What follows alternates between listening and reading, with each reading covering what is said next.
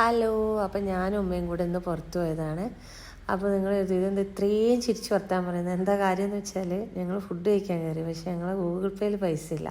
പിന്നെ പൈസ ഉള്ളൊരു കാർഡ് ഉണ്ടായിരുന്നു, പക്ഷേ അത് അവിടെ എടുക്കുകയില്ല. അപ്പോൾ ഞങ്ങൾ അതിനെപ്പറ്റിയൊക്കെ അങ്ങനെ കുറച്ച് ഒരു വീഡിയോ ഒക്കെ എടുത്തായിരുന്നു, പക്ഷേ വോയിസ് ഒന്നും ഞങ്ങൾ ഇട്ടില്ല.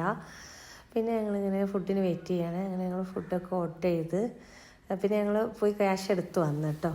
അങ്ങനെ ഫുഡ് ഓർഡർ ചെയ്ത് അപ്പോൾ ഉമ്മ പറയുകയാണ് ഉമ്മക്ക് ഇങ്ങനെ പുറത്തൊക്കെ പോകാൻ ഇഷ്ടമാണ്, ഉമ്മക്ക് വീട്ടിലിരുന്നാൽ അസുഖം കൂടുതലാണ്, അപ്പോൾ ഇങ്ങനെ ഇടയ്ക്കൊക്കെ ഒന്ന് പുറത്തൊക്കെ പോകണം എന്നൊക്കെ അമ്മ പറയുന്നത്.